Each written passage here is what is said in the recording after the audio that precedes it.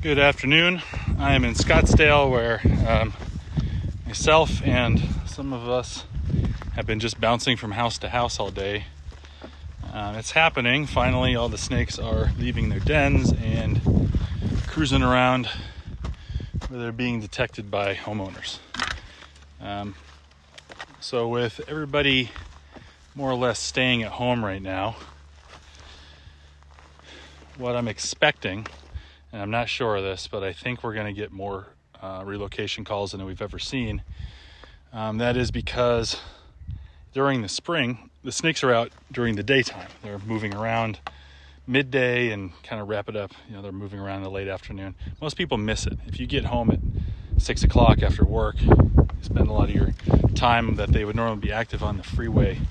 But everyone now is working from home, which I think for most of us also means a little bit of working from the pool or not working at all, or having a couple of beers, taking some time off. Anyway, people are spending time in their backyards, getting to a lot of long neglected projects, cleaning out the garage, doing that landscaping. And a lot of the calls that we're getting lately have been those situations. So spring plus everybody being home means that we're probably going to be super busy. In my car, I have a couple of snakes I got to drive back across town to let go.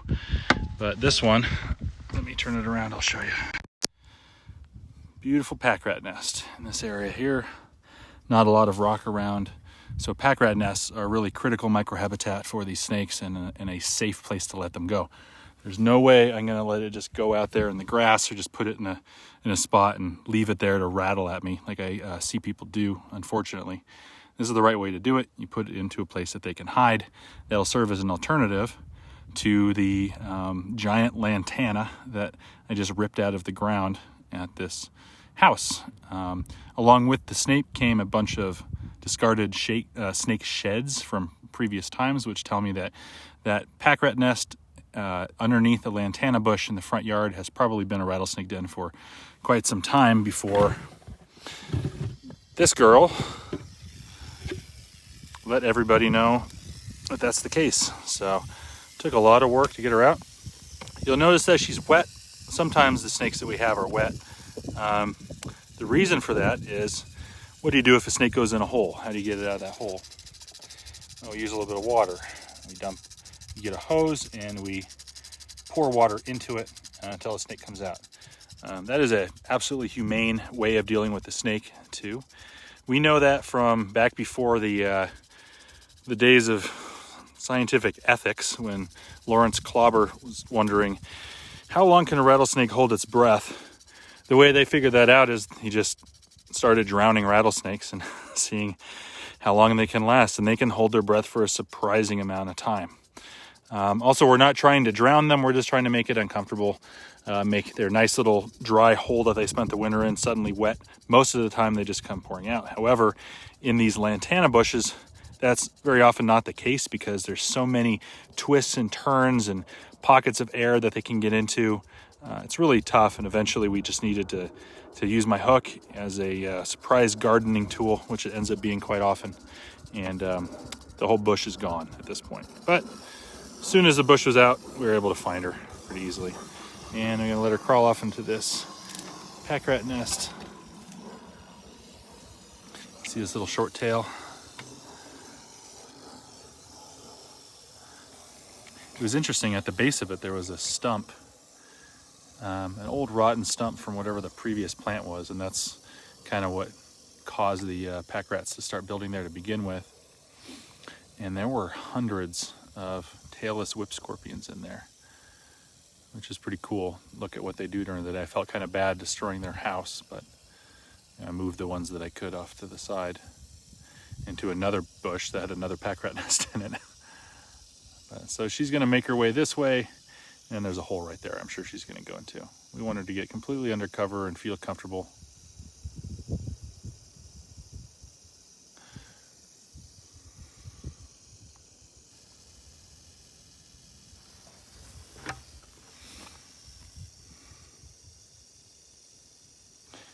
She hasn't found it yet.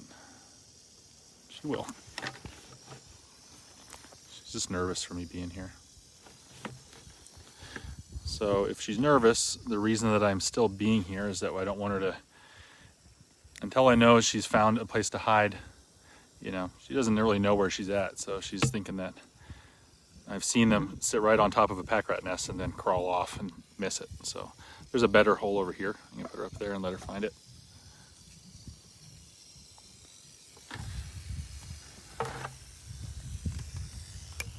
There we go. And gone. You can't hear it either. It's a deep, deep hole.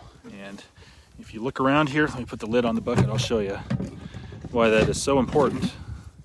You know, if you're in a big boulder field, a bunch of tunnels everywhere, it's easy, but here there are no rocks, and that's why little bits of things like that, the details, are very, very important to how those snakes survive.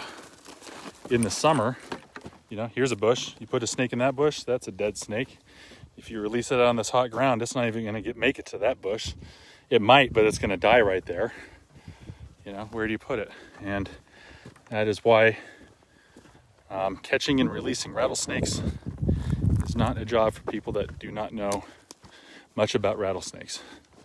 I will always make that case and try to hit it home, and it's kind of hard because I know that there's a lot of people that are meaning well and want to help and don't want snakes to die and want to do everything they can, but you know, I got to stress as much as I can that if you are not doing it properly and not caring about the situation you're putting it into, if you are only knowledgeable or trained or training on how to put the snake in the bucket, then that's not the whole job. That's an incomplete job. What do you do with it afterwards? Where do you put it? How far into what? In what time of year? Those are all important things too. So anyway, I'll get off my soapbox and go find my car. Somewhere over there. All right, I'll see you later.